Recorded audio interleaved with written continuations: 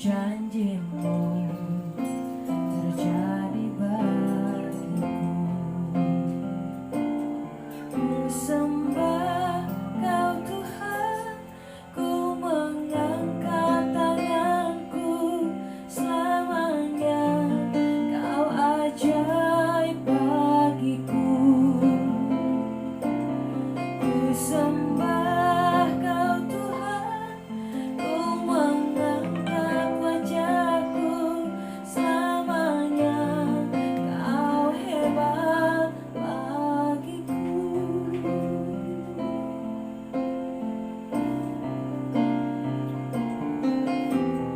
Oleh karena kemurahan Tuhan, ku ada sampai hari ini.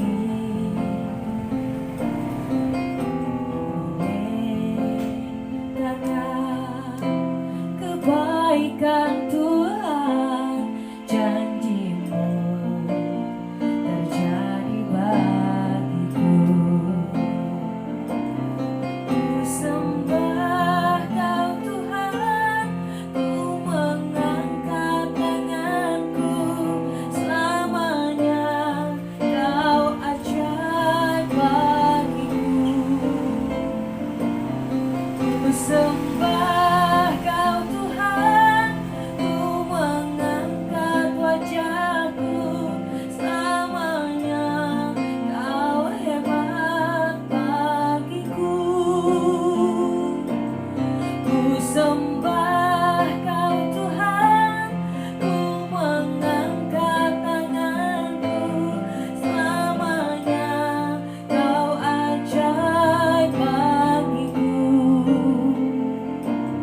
Ku sembah Kau Tuhan, ku mengangkat wajahku selamanya. Kau hebat bagiku. Kami bersyukur kepadamu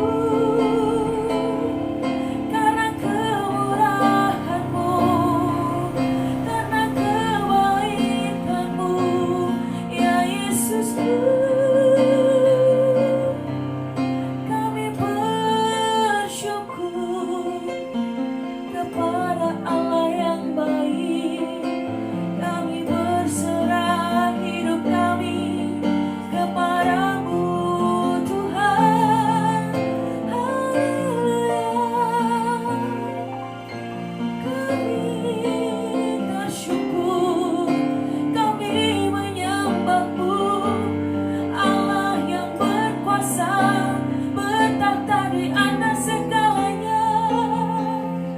Kau Allah yang mulia, karena kemurahan-Mu di dalam hidupku selamanya. Haleluya. Kami berserah Tuhan. Haleluya.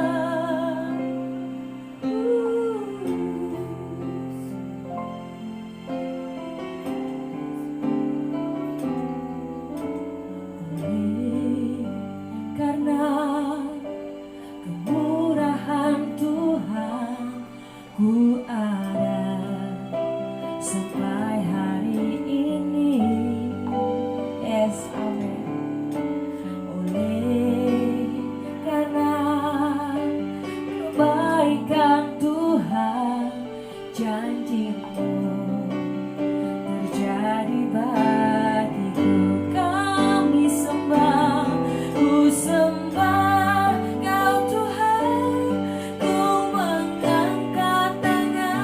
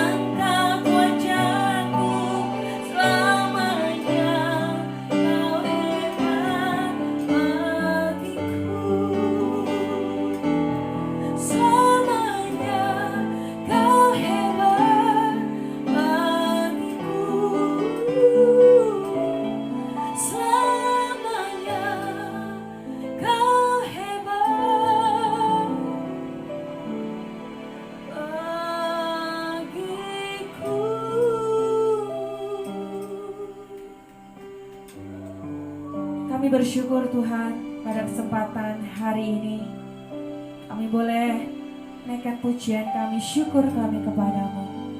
Terima kasih Bapa yang baik, karena kemurahan-Mu, karena kebaikan-Mu, keajaiban-Mu yang terjadi dalam kehidupan kami. Kami boleh ada sampai pada hari ini. Kami boleh duduk diam untuk bersekutu bersama-Mu Tuhan. Kami bersyukur Tuhan. Kami bangga memiliki Tuhan seperti Engkau ya Yesus. Kami bangga memiliki Tuhan sebagai juru selamat dalam kehidupan kami.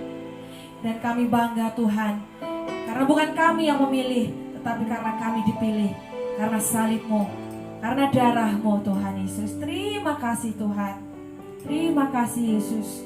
Terima kasih Roh Kudus, Bapa yang baik.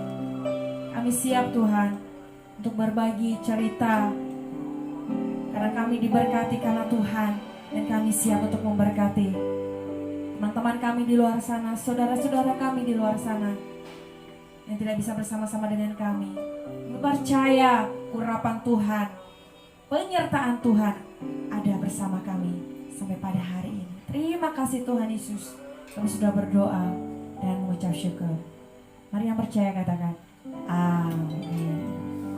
Haleluya. Boleh beri kemuliaan untuk Tuhan kita. Luar biasa. Halo. Hari ini kita ngobrol-ngobrol santai, tetapi obrolan kita adalah perbincangan kita adalah perbincangan yang memberkati, ya.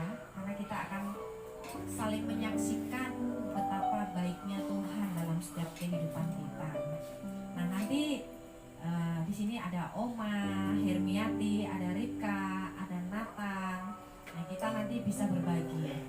Nah, sekarang salam buat saudara-saudara yang ada pemirsa yang mungkin akan kapan waktunya akan melihat tayangan ini ya. Mudah-mudahan apa yang kita kerjakan diberkati oleh Tuhan. Amin. Nah, begini, di sini kan ada Oma yang paling muda yang sudah banyak makan asam garam pengalaman dalam kehidupan dunia ini. Bagaimana? Coba Oma berbagi dalam kehidupan masa tuanya, bagaimana sih pengalaman hidupnya sama Tuhan dulu dan sekarang, apa bedanya? Apakah semakin menurun? Apa semakin bahagia? Apakah semakin bertambah-tambah heran pengalamannya sama Tuhan atau gimana? Coba Oma ceritakan, mengalir aja, santai aja Oma. Salam. Halo. Ya, terima kasih Bu Gembala udah ngasih kesempatan saya. Ya, sebenarnya saya sangat mengucap syukur di hadapan Tuhan ya. Apapun yang terjadi itu karena Tuhan. Kalau nggak ada Tuhan Yesus mungkin saya pribadi saya nggak sampai hari ini. Itu intinya. Pertanyaannya gini Ibu Gembala, ya jawabannya kalau Ibu Gembala menanya saya kehidupan saya pribadi dengan Tuhan sebelum pandemi maupun yang sudah 2020 sampai 2021 ini, pengalaman saya pribadi, saya waktu di Jakarta sebenarnya saya itu ya dibilang taat ya udah sangat-sangat taat kepada Tuhan. Ya dibilang begini pertanyaannya, kenapa saya sering kali menanya sama Tuhan. Saya juga sudah lama mengikut Tuhan, saya sudah berusaha semaksimal mungkin. Saya program-program gereja saya selalu mengikuti, humas, kaum ibu, bagian rumah tangga, nggak hujan nggak angin saya tetap berjalan, tetap datang. Itulah pengalaman saya waktu sebelum pandemi. Saya pribadi sangat kayak udah tekun banget, udah berusaha, udah maksimal di hadapan Tuhan itu. Memang saya sungguh-sungguh, bukannya cuman ibaratnya kaleng-kaleng gitu bukan ya. Tapi kenapa Ibu Gembala jawabannya itu saya itu udah nggak kekurangan ekonomi ya, ibaratnya anak saya pekerjaannya masih normal. Nah, setiap bulan yang kerja itu selalu mentransfer, mengirim uang dengan cukup. Terus saya juga, anak-anak yang lain juga selalu memperhatikan, "Mah, gimana uangnya masih enggak? Uangnya cukup enggak? Mama masih punya uang enggak?" Itu selalu membantu saya, selalu datang 2 minggu sekali, 1 minggu sekali, seperti itu. Saya, kehidupan saya itu, saya rasa saya pribadi itu kayak enggak kekurangan suatu apa-apa. Nah, saya seperti ini, saya kan sudah pergumulan sebelum saya ke Palangkaraya ini, sudah 1 tahun lah pergumulan saya mau pindah ke Palangkaraya. Nah, yang jawabannya seperti ini, kenapa saya juga masih bekerja keras, maksudnya masih bisa bekerja, masih aja maksudnya nggak bisa menabung, nggak bisa ini apa, berkat itu terus habis seperti itu. Pastinya ada yang salah, Bu Gembala. Iya, betul, betul. Mungkin, saya koreksi diri lah, saya Mungkin koreksi ada yang diri. salah, mungkin ada yang salah, Iya. ada yang belum pas di mata Tuhan. Iya, saya juga sadar lah. Saya juga ini bertanya-tanya sama diri saya sendiri, sama Tuhan. Ya, koreksi diri, apa Tuhan, saya udah hidup benar, apapun kegiatan program-program gereja saya udah ikut seperti itu. Nah, terus berkat juga mengalir seperti itu. Terus saya mempunyai pergumulan mau pindah ke Palangkaraya itu, saya katanya di Palangkaraya itu semua mahal, semua buah-buah juga 2 kali lipat, 3 kali lipat dengan Jakarta. Saya mengalami kebimbangan. Ya maklum ini orang tua ya, jadi yang diutamakan mungkin makan gitu. Nah, seperti itu. Saya nanti kalau udah di sana gimana, papa mahal. Anak saya kan ada di Palangkaraya, jadi sering cerita kalau semua itu mahal, makin gini gitu. Aku bisa makan nggak ya? Bisa makan buah nggak ya? Nggak taunya, Bu Gembala, luar biasanya mujizat Tuhan, anugerah Tuhan itu, memang Tuhan itu nggak tidur kalau anaknya selalu berseru, selalu berserah, bersandar, menyerahkanlah seluruh hidup kami, tubuh jiwa kami ini, pokoknya terserah Tuhan lah, mau diapain, mau makan nggak makan, pokoknya saya tetap berjuang, tetap saya melekat di hati Tuhan. Seperti itu. Nggak taunya luar biasanya, memang doa itu sangat besar kuasanya, cuma doa ya. Amin, amin. Itulah yang saya ambil positifnya. Ya bisanya apa sih, aku ini sebagai orang tua, ya apa-apa sudah nggak bisa berbuat apa-apa, bisanya cuma jaga rumah, jaga cucu, masak gitu aja. Terus saya di sini di Palangkaraya udah 2 bulan ya. Terus berjalan waktu kan terus mengalami pandemi ya Bu ya. Ya, awal tahun langsung pandemi. Nah itu, saya terus berpikir seperti ini. Anak saya baru aja merintis usaha. Nah, minimal kan ekonomi berkurang, minimal saya juga udah nggak bisa berbuat apa-apa, nggak kayak seperti dulu, seperti itu.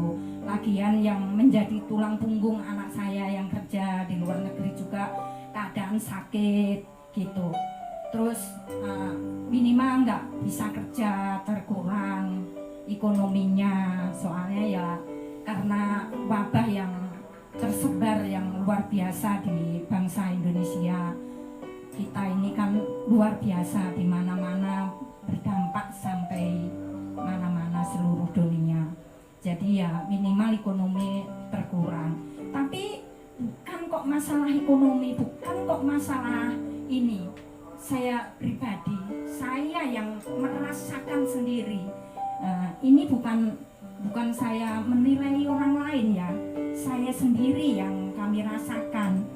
Jadi walaupun ekonomi berkurang, ibaratnya berkat saya nggak seperti dulu, kayak seperti itu penilaian saya. Tapi hikmahnya, kuasa Tuhan itu sangat-sangat besar, Ibu Gembala. Jadi dalam kondisi keadaan ternyata Oma ya, ternyata gini, harta, uang banyak, kedudukan, kemewahan itu nggak bisa menjamin untuk seseorang itu mengalami damai sejahtera dan sukacita. Ternyata Oma setelah diizinkan Tuhan untuk mengalami ekonomi berkurang, duit otomatis berkurang, kondisi keadaan pandemi, tapi di dalam kondisi keadaan itu semakin pasrah, nyerah, hidup benar. Ternyata sampai hari ini hampir 1,5 tahun pandemi tetap dipelihara sama Tuhan. Amin, amin. Pemeliharaan Tuhan seperti apa Oma hari-hari gitu? Maksudnya ada keajaiban-keajaiban apa yang Oma rasain di dalam kehidupan masa tuanya? Apa kegiatan Oma sehari-hari yang utama dalam kehidupan Oma sebagai seorang oma-oma, sebagai seorang tambi, sebagai seorang nenek yang sudah cukup umur gitu? Apa tugas tanggung jawab utama apa? Kami sudah nggak bisa kerja nih, terus istilahnya anak-anak penghasilannya berkurang, tapi apa yang menjadi tugas tanggung jawab Oma sebagai oma-oma untuk anaknya, untuk cucunya gitu? Nah, begini jawabannya. Kalau anak-anak saya nggak diizinkan sakit, kalau saya nggak sakit, anak-anak selalu baik-baik aja, selalu cukup, selalu normal, selalu tidak kekurangan, selalu mengalir berkatnya. Oh, berarti kita ini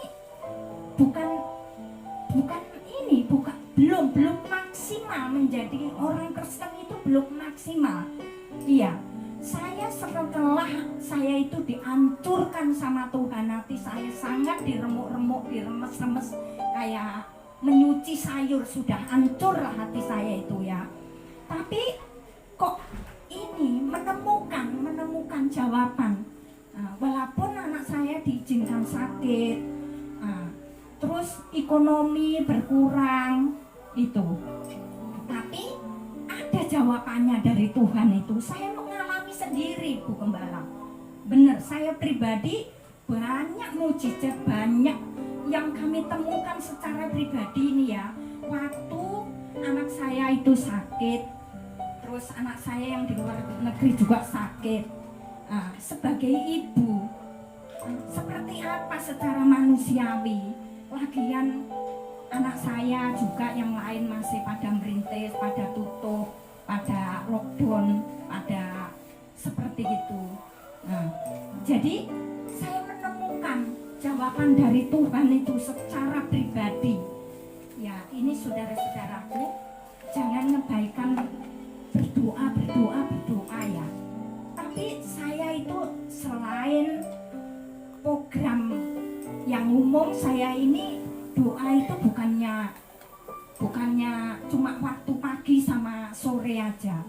Jadi setiap saat, ada satu hari itu ada 3 kali 4 kali yang kami lakukan itu. Itu saya sampai nguras tenaga, sakingnya saya pengen menemukan jawaban dari Tuhan. Kenapa Tuhan kok aku seperti ini, kok aku diizinkan anakku sakit? Lagian sakit bukan sakit-sakit biasa, nggak bisa disentuh dengan orang tua. Seperti apa hati saya itu hancur. Lagian saya mau, ibaratnya mau sambat siapa? Saya ini nggak punya siapa-siapa, cuma punya Tuhan. Jadi gimana? Pokoknya saya terus mencari gimana, minta jawaban sama Tuhan. Engkau jawab, engkau di mana Tuhan? Engkau di mana? Engkau mendengar enggak Tuhan? Engkau menjawab doaku enggak Tuhan? Seperti itu Ibu Gembala. Ya, puji Tuhan. Intinya Bapak Ibu Saudara, apa yang diceritakan sama Oma tadi, intinya itu kalau kita hidup dengan Tuhan, sudah hidup benar, sudah berdoa, sudah melakukan tugas tanggung jawab kita, mau saudara ada jawaban atau tidak, kurangi porsinya untuk hidup benar, untuk takut akan Tuhan, untuk berdoa. Karena Tuhan itu menjawab itu tepat pada waktunya. Ya, kalau memang belum menemukan apa yang kita cari, tetap aja, terus cari Tuhan. Pasti kapan waktunya kita pasti menemukan arti yang sesungguhnya. Bagaimana kita menemukan secara pribadi sama Tuhan. Yang penting kita tidak menjadi lemah. Firman Tuhan katakan terus cari Tuhan, asalkan kita tidak menyerah dan tidak menjadi lemah. Ya gitu. Nah sekarang Oma ceritakan, kan Tuhan izinkan Oma sudah merasa berdoa, hidup benar, sudah takut akan Tuhan, tapi kok diizinkan sakit. Ya ternyata menurut Oma penyakit itu adalah anugerah. Karena tadi Oma cerita kenapa anugerah, karena menemukan Tuhan secara pribadi. Semakin dekat dengan Tuhan, semakin mengetuk pintu surga itu semakin keras perjuangannya sama Tuhan. Terus ceritakan sekarang waktu Oma di rumah sakit, kenapa selain semua yang dialami Oma itu, ceritakan sekarang Oma apa yang terjadi di rumah sakit. Kan Oma waktu itu sakit sebenarnya cuman dinyatakan dokter itu reaktif ya, jadi tanpa gejala, tapi karena tensinya tinggi. Oma biasanya tensinya kan 120, tapi menjadi 190, makanya pusing, melayang dan lain sebagainya. Nah akhirnya dirawat di rumah sakit. Terus apa yang terjadi selama Oma di rumah sakit 10 hari ya? 10 hari, ceritain Oma coba. 6 hari lah Bu. Oh ya 6 hari. Iya. Gimana ceritanya, gimana waktu di rumah sakit dalam kondisi sakit itu Oma ada karya Tuhan apa, ada kebaikan Tuhan apa yang Tuhan kerjakan dalam kehidupan Oma, misinya Tuhan suruh ngapain sih sama Oma di sana gitu, kerjakan. Iya, itulah yang saya lakukan seperti di rumah. Walaupun aku sakit, tapi aku semakin berjuang, nggak memandang ini di rumah sakit nanti takut didengar orang atau takut kalau orang marah gitu. Ya saya tetap memuji Tuhan. Tiba waktunya malam, lagian kan masa-masa itu saya nggak bisa tidur, saya tetap nggak bisa tidur. Walaupun udah diimpos, sudah diminum obat, tapi tetap nggak bisa tidur, ada 3 malam lah. Itu saya tetap berdoa. Nah lah itu kayak gini Bu kejadiannya. Ada sebelahku itu ya anak Tuhan, habis ditinggal lakinya, suaminya meninggal katanya. Terus dia di tes langsung positif, langsung dilarikan ke rumah sakit. Nah itu yang satu itu anak Tuhan itu juga. Nah yang sebelah kanan kiri itu ya ada anak sepupu juga. Ya saya anggap anak, saya anggap itulah masih umur masih ibu-ibu, tapi udah masih muda-muda lah.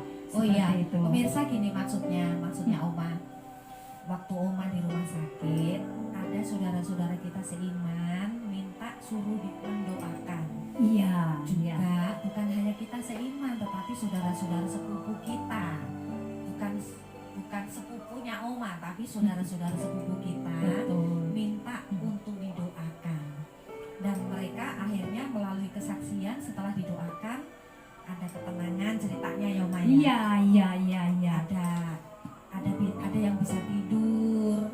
Terus apalagi Oma? Mereka ngalami Terus apa? dia itu kan setiap saya kasih makanan dari luar itu ya, nah itu udah memang saya lakukan. Walaupun saya ini udah oma-oma, beratnya udah upa-upa, minturut kanan kiri saya, soalnya muda-muda itu yang di situ. Saya lakukan, saya ambil makanan itu, kalau udah makanan datang saya ambil 3, 4, 5, 6 satu kresek, saya bagi-bagi kanan kiri yang belum mengambil, jadi mereka nggak usah bangun mengambil. Itu yang pertama. Luar biasa ya Bu Nining ya. Jadi Oma ini jadi contoh. Jadi dia action Bu Nining gitu loh. Jadi dia nggak hanya mendoakan saja. Dari tadi saya lihat Oma ini seperti hero. Waktu di rumah sakit melayani juga. Ya, melayani juga. Padahal Omanya sendiri lagi sakit gitu. Ya. Wah, buat teman-teman juga yang melihat tayangan ini, pasti saya sangat diberkati. Jadi pasti juga diberkati oleh. Jadi Oma tidak hanya berdoa, tetapi melakukan tindakan. Iya. Ya, Wah, luar biasa. Tepuk tangan buat Oma. Ya, tepuk tangan. Itulah pengalaman Haleluya. Oma waktu di rumah. Tadi Oma sudah bercerita ya waktu di rumah sakit apa yang Tuhan kerjakan dalam hidupnya. Ternyata Tuhan punya misi bahwa waktu Oma sakit, Tuhan itu pakai Oma untuk mendoakan orang lain. Haleluya. Yang kedua, waktu Oma di rumah sakit untuk melayani orang-orang yang lebih parah dari Oma, gitu ya. Karena tidak ada satupun orang yang bisa ke sana kalau nggak sakit, ya kan gitu. Otomatis orang-orang yang ada di ruangan itulah yang bisa saling melayani satu dengan yang lain. Sekalipun Oma umurnya lebih tua, mereka lebih muda-muda, tapi Oma yang lebih sehat, Oma yang lebih semangat, makanya Oma bisa melayani. Wah, luar biasa. Ini adalah hikmah daripada sakit. Sekarang Rika nih, kamu juga kan pernah diizinkan Tuhan untuk mengalami sakit nih. Kamu berapa minggu dirawat di rumah sakit? Ya, kalau kita ngobrolin penyakit nih Bu. Enggak sih, gini, Oke. maksudnya gini. Gimana, Lewat Bu? pandemi ini Tuhan izinkan kita Ya, sebagai ya. orang-orang yang hidup dalam kebenaran Ya. mengalami sakit. Ya. Tapi sakit yang kita alami itu berbeda dengan sakit Yes. yang orang lain Ya. alami, ya kan gitu. Di balik sakit kita itu ada pesan pribadi nih dari Tuhan yang Tuhan mau sampaikan sama kita gitu. Pesan pribadi apa melalui sakit? Cerita dengan singkat supaya orang diberkati. Kenapa sudah hidup benar, sudah pelayanan, sudah banyak berdoa, tapi tetap mengalami sakit? Pesan khusus Tuhan untuk Rika apa sih? Gitu. Terima kasih Bu Gam untuk kesempatannya. Ya, jadi buat teman-teman, saya selama ini memang aktif pelayanan di gereja dan sebagainya ya. Tetapi apa yang dipertanyakan oleh Bu Gembala tadi adalah saya ini jenis orang yang cuek, Bu Gem. Saya ini orang yang dalam arti cuek yang saya ini orangnya apa ya, tidak mudah percaya dengan kondisi situasi keadaan sekarang ini gitu. Jadi walaupun sebelumnya itu kakak-kakak saya sudah mengalami keadaan sakit ini gitu, tetapi saya secara prokes, secara setiap hari activity itu saya kurang mendengar. Ya, saya sudah dibagi nasihat, sudah ada teguran gitu ya Bu ya gitu. Tapi saya tidak mengontrol diri saya mengabaikan semua itu gitu. Dan ya Tuhan hajar di sini, kamu nggak boleh sombong gitu loh. Saya mengandalkan kekuatan saya sendiri gitu. Alah, yang penting aku udah pakai masker gitu loh. Kira tuh ternyata tuh nggak cukup dengan itu gitu. Terus saya kan bisa nyanyi nih Bu ya kan. Saya nyanyi juga. Jadi waktu itu juga ada kegiatan juga. Nah saya pikir itu saya cuman demam flu biasa aja Bu gitu. Karena saya ini orang yang jenis yang susah untuk percaya kayak gitu Bu. Walaupun memang sebelumnya sudah terjadi dengan kakak-kakak saya. Nah, saya 1 minggu itu demam, batuk, pilek seperti itu, badan pun udah kerasa nggak enak. Saya tetap cuek, saya tidak mau belajar mendengar dari orang lain. Dan akhirnya Tuhan izinkan, di saat masanya saya sesak nafas Bu. Saya sesak nafas, saya sampai nggak bisa berbicara. Memang kalau saya Bu sekarang boleh duduk di sini bersama Ibu, bersama Oma, bersama Nathan, semua karena kemurahan Tuhan seperti pujian yang tadi gitu. Jadi Tuhan izinkan itu terjadi, ternyata Tuhan tegur saya supaya saya belajar mendengar nasihat. Saya tidak boleh sombong, mengandalkan kekuatan saya sendiri gitu. Saya merasa ini sehat terus gitu. Dan Tuhan izinkan itu terjadi sama saya, walaupun saya sudah pelayanan, saya sudah dan sebagainya, kegiatan aktiviti gereja. Tetapi itu semua tidak mengurangi supaya saya lebih lagi untuk bahwa pelayanan ini bukan hanya untuk manusia, tapi Tuhan mengajarkan saya supaya saya nggak sombong, supaya saya terus menjadi pribadi yang mengandalkan Tuhan, bukan mengandalkan kekuatan saya sendiri. Begitu Bu. Ya, kalau kemarin-kemarin ya, kalau dinasihati habis dari luar langsung mandi keramas gitu, kayaknya apa sih gitu ya. Iya. Jaga jarak, nyanyi, mic-nya harus sendiri-sendiri, nggak boleh campur-campur dengan orang. Apa sih gitu ya. Nah saudara, kita itu berperan dengan hal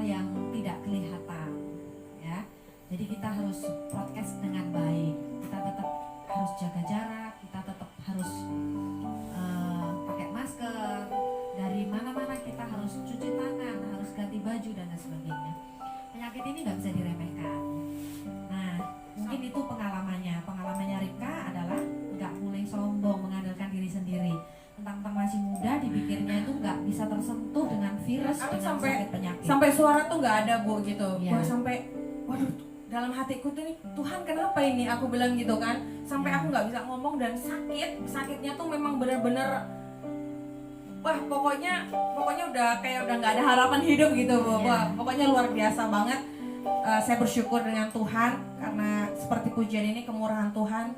Mungkin saya bersyukur saya dipilih Tuhan, diberi kesempatan untuk boleh hidup lagi. Intinya waktu kamu sakit itu ada dua hal ya. Yang pertama, jangan sombong, jangan menganggap kuat. Ya. Ya.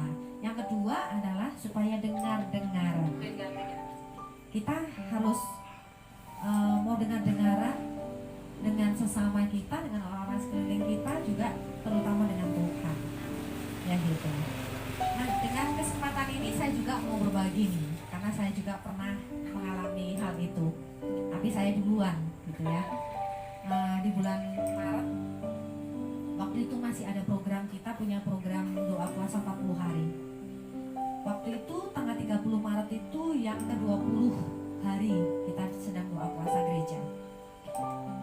Sedang doa puasa, wah secara manusia gini, wah udah kebal nih dengan penyakit ya kan gitu. Bisa juga dengan kesombongan rohani ya kan ya. Nggak mungkin. Waktu sudah sakit 5 hari di rumah, sudah isolasi mandiri. Karena akhirnya udah doa ya Bu ya, 40 Iya. hari gitu. Ini yakin banget itu. Ya memang kita yakin perlindungan Tuhan itu yakin. Tuhan tuh menjaga, melindungi kita itu dengan sempurna. Saya percaya itu. Tetapi waktu itu ada messenger yang mau Tuhan sampaikan dalam hidup saya secara pribadi. Saya sebagai seorang gembala dalam kondisi keadaan sakit yang tidak bisa dijenguk, tapi kan bisa ditelepon. Tidak bisa dikunjungi, tapi kan bisa dikirim makanan. Ya kan? Mamahnya aja mau datang nggak boleh, seperti itu. Intinya, saudara, waktu saya sakit diizinkan Tuhan mengalami hal itu di rumah sakit 10 hari. Secara manusiawi itu putus asa, terus kecewa dengan manusia, terus ada rasa belas kasihan, menuntut orang. Wajar dong, misalnya gini, aku kan punya saudara banyak gitu ya, aku kan punya jemaat gitu, aku kan punya orang-orang sekeliling aku yang aku layani, yang aku perlakukan seperti ini, istimewa waktu aku sehat gitu. Tapi begitu kami sakit, kok kami nggak mendapatkan perlakuan yang sama nih. Manusiawi saya mulai kecewa, manusiawi saya mulai menuntut. Tetapi di situ melalui pandemi ini, melalui sakit itu, saya diajarkan Tuhan. Pertama, kita nggak boleh mengandalkan manusia. Karena firman Tuhan katakan, orang yang mengandalkan manusia itu celaka, tetapi yang mengandalkan Tuhan diberkati. Gitu ya. Yang kedua, kita nggak boleh kecewa, nggak boleh pahit. Karena kekecewaan kita, kepahitan kita itu hanya ingin menggerogoti kekuatan di dalam tubuh kita. Lalu yang ketiga yang Tuhan sampaikan dengan saya waktu sakit adalah belajar bersyukur. Belajar bersyukur bahwa di balik semua keadaan, di balik semua yang buruk sekalipun, Tuhan itu tetap baik. Saya secara manusia khawatir bagaimana usaha, bagaimana nanti makan, bagaimana nanti gereja, bagaimana ini itu apa, dan semuanya menjadi satu. Tetapi itulah intinya. Ternyata waktu saya sakit, orang-orang yang saya harapkan mungkin tidak merespon seperti yang saya inginkan. Tetapi Tuhan kirimkan orang dari timur, barat, utara, selatan memelihara kami tanpa kekurangan apapun. Sampai di rumah sakit itu sehari 3 kali ada yang kirim makanan dari luar, walaupun di rumah sakit sudah ada makanan yang disediakan. Buah, susu, segala macam kebutuhan gak kekurangan. Sampai kami sudah isolasi mandiri di rumah,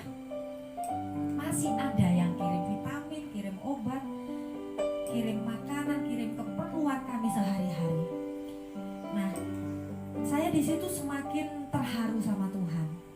Pikiran saya gini, kalau kamu mengharapkan sama manusia si A si B, itu kamu kecewa.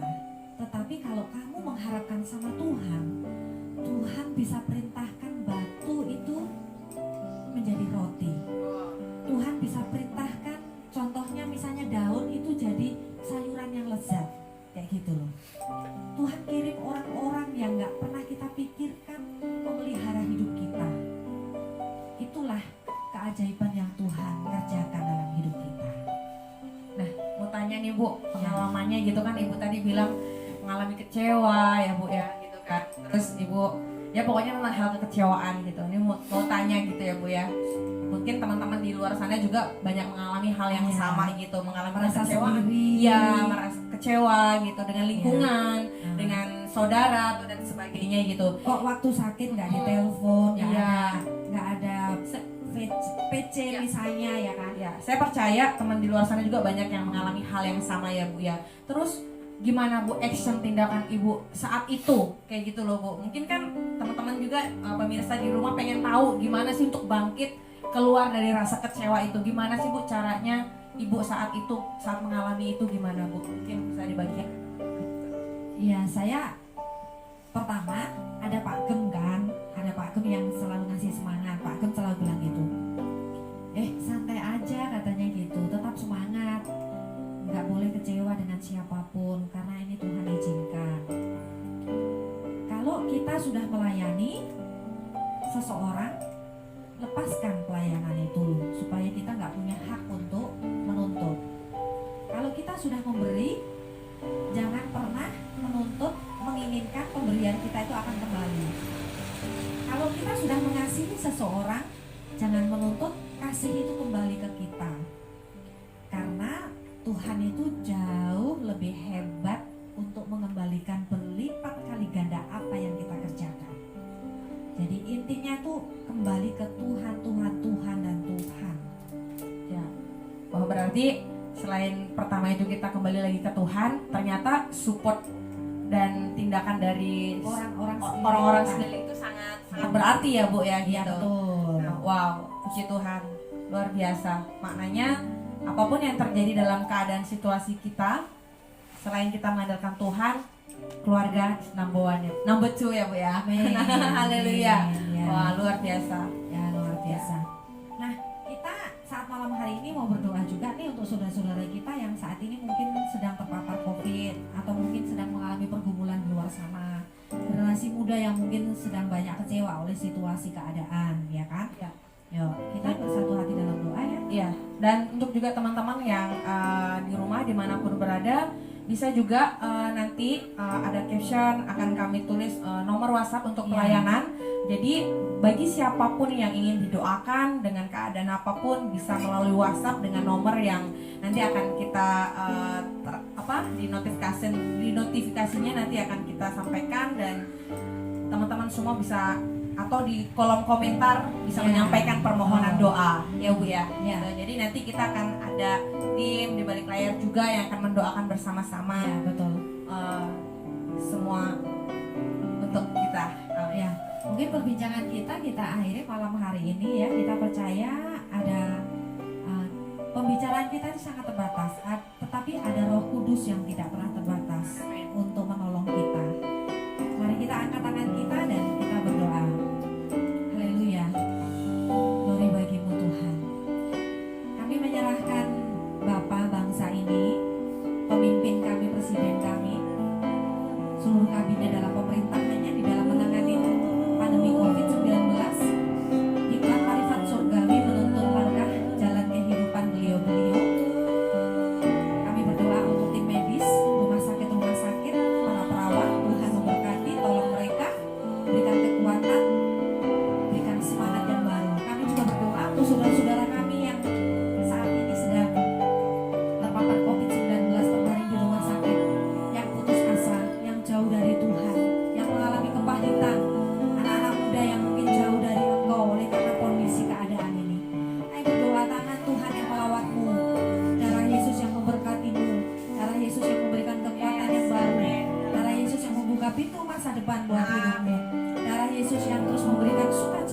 sejahtera memerintah dalam roh, jiwa, dan hati kita semuanya, sehingga kita semuanya dipulihkan, diberkati, diberikan sukacita dan sejahtera yang daripada Roh Kudus. Dan kami percaya bangsa Indonesia ini diberkati. Kondisi keadaan ini tidak selamanya, tetapi akan berhenti dan selesai di dalam nama Yesus. Darah Yesus yang berkuasa. Dan kami bersyukur punya Tuhan yang hebat seperti Engkau. Dalam nama Yesus kami berterima kasih. Haleluya. Amin. Amin. Ya, sampai di sini kita mengucapkan say hi. Salam sehat. Tuhan Yesus memberkati. Langkahku, ku tahu Tuhan yang pimpin.